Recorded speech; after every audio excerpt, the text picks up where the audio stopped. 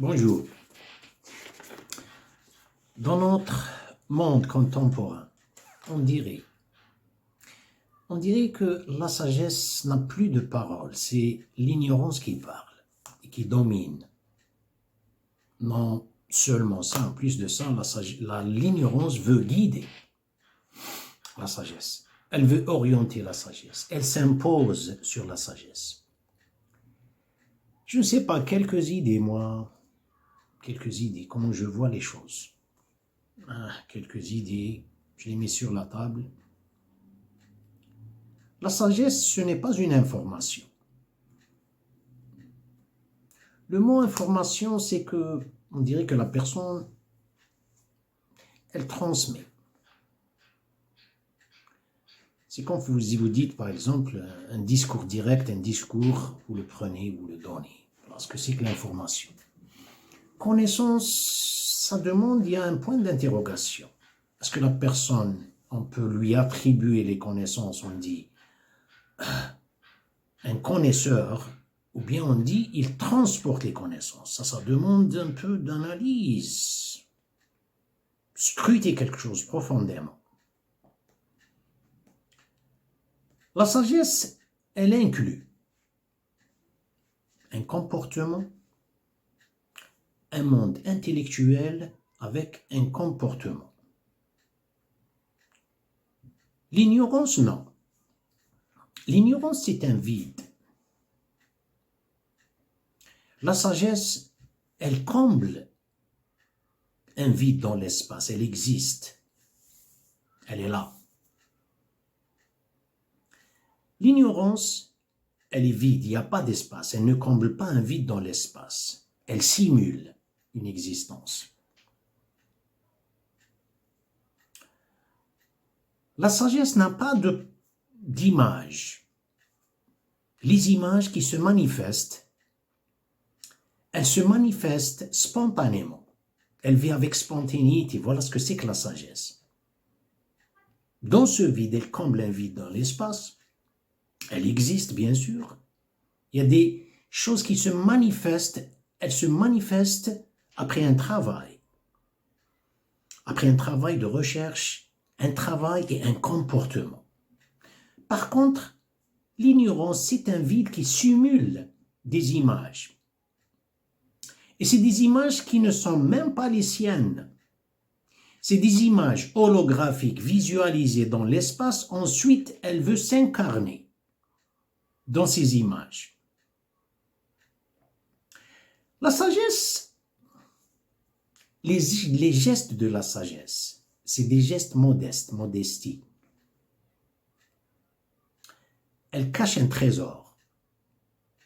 C'est comme ils disent à propos de la timidité. La timidité cache un trésor. Et qu'est-ce que c'est que le mot trésor? C'est un trésor, un coffre-fort. Non, c'est pas ça le mot trésor. Mon interprétation. J'ai un petit dictionnaire qui est le mien. Trésor, c'est que vous êtes en train de jouer ou creuser dans un pique-nique ou un pique-nique, on dit un pique-nique, je ne sais pas. Pique-nique, et vous creusez, vous trouvez quelque chose qui brille, vous pensez que c'était, je ne sais pas, l'aluminium, non, c'est en argent. Ensuite, vous creusez, vous trouvez de l'or, ensuite, il y a une suite, tout le temps. Puisque vous avez vu un échantillon. La timidité cache un trésor. Les gestes, c'est des gestes modestes. Vous dirait, il y a tout le temps quelque chose, vous scrutez, vous trouvez toujours, après une contemplation, une admiration, il y a toujours un champ magnétique qui vous tire vers une curiosité. Voilà ce que c'est que la sagesse. L'ignorance, ces gestes, c'est des gestes fantaisistes. Elle cherche des audiences pour la valider tout le temps. La sagesse, non. Elle ne cherche pas, elle n'est pas dépendante. Elle développe. L'ignorance, non. À cause de ce vide, elle a toujours un adversaire, un compétiteur. C'est-à-dire la joie dépend d'autrui. La sagesse, non. Les gens, quand ils voient la sagesse, ils ont toujours une envie. Pourquoi? Elle est mieux que nous. Hein? Pourquoi? Et elle n'a pas de compétiteur. Elle n'a pas d'ennemis. Les gens qui la considèrent comme ennemie. Par contre, l'ignorance, non. Elle a tout le temps, elle vit dans un subconscient, elle a toujours un compétiteur, un adversaire. Elle veut battre, elle veut être tout le temps, vaincre quelqu'un. Le quelqu'un, où est-ce qu'il est? Elle le cherche. Alors que le quelqu'un, il est là, dans le subconscient.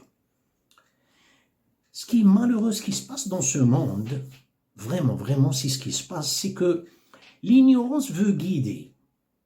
Hein? L'ignorance veut guider la sagesse. Vraiment, c'est ce qui se passe. Il y avait une blague. Il y avait dans une veine corps humain, il y avait un virus de paludisme. Le virus était dans un trottoir, sur un trottoir, dans les veines de l'être humain. C'est le virus lui-même qui a parlé avec la pénicilline. Il lui a dit « Ne me touche pas, tu vas me contaminer. » Oh là là. Merci pour le partage et à la prochaine.